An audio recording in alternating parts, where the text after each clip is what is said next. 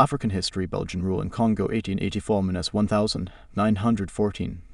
Belgian rule in Congo at 1884–1914.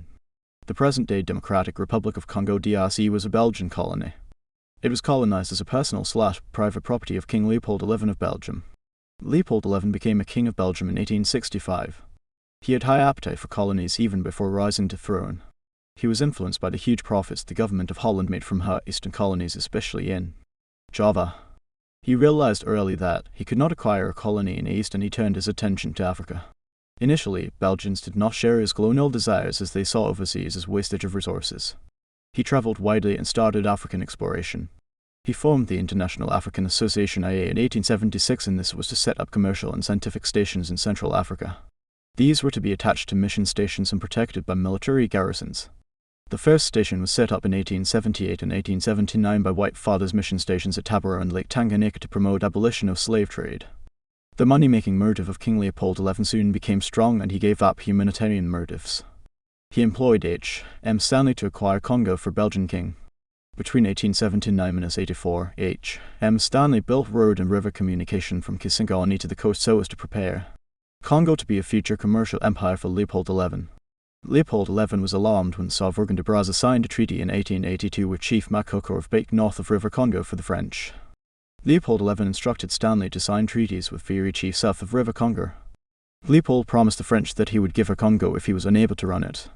He also won support of Germany by supporting Bismarck's territorial claims in other parts of Africa. He convinced USA that his main aim in Congo was to abolish slave trade.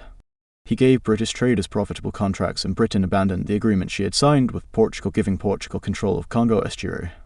In 1884–85 conference, Stanley defended the treaties with Fiery chiefs to support Leopold's claims over Congo. He convinced European powers that he was the one to control Congo. He promised to abolish slave trade and keep River Congo open to legitimate trade by all European powers. Between 1895–1908, Congo Free State was under the personal rule of Leopold XI. In 1908, he handed it over to the Belgian government. He sent administrators to Congo who were responsible to him. The state was ruled by a governor. The governor had district administrators who carried on Leopold's motives or policies through the governor. Belgian laws replaced African customary laws in courts, however the courts had few judges and administration of justice was faulty.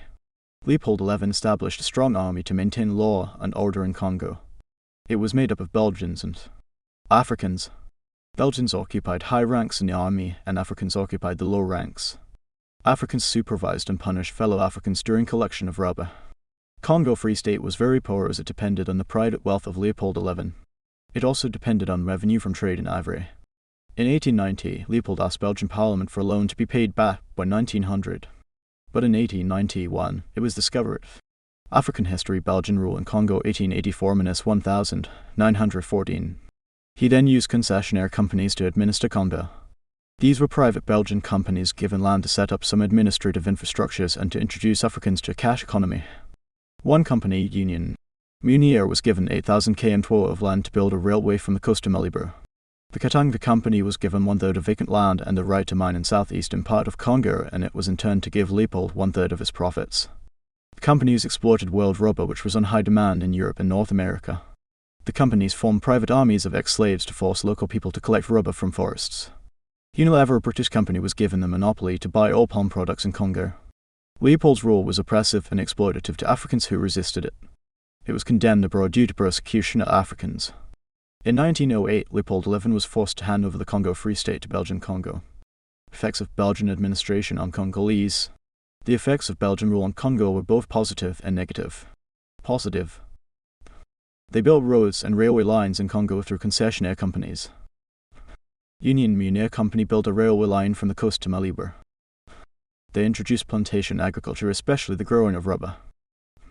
They introduced Africans to the cash economy of producing for the market. However, the Belgian rule was largely exploitative and oppressive. Black small square.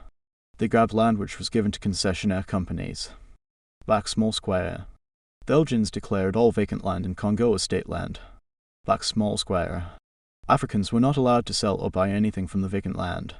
Black small square. They led to starvation of Africans due to loss of land. Black small square. Africans in Congo were overtaxed and they had to pay in kind for collecting rubber in the jungles for 2 weeks. Black small square. Congolese were subjected to forced labor on plantations and mines of the Belgians. Black small square. African chiefs lost independence to Belgians. Black small square. Africans were flogged and amputated for failure to collect rubber. Black small square. African customary laws were replaced by Belgian laws. Black small square. Africans were placed into inferior positions in the company armies. Black small square. Belgians exploited African resources like rubber, minerals, and palm oil. Black small square. Africans were driven out of ivory and slave trade. Black small square. Africans were made poor by Belgians. African history. Belgian rule in Congo 1884-1914. Black small square. Africans fled from Belgian Congo to French Congo, which was safe. Black small square. Congolese became homeless and wandering refugees. Black small square. Africans got guns from Arab traders for self-defense. Black small square. Africans resisted Belgian rule like Chief Msiri of Yek and the Azandum border with Sudan. Black small square. Belgian rule was internationally condemned.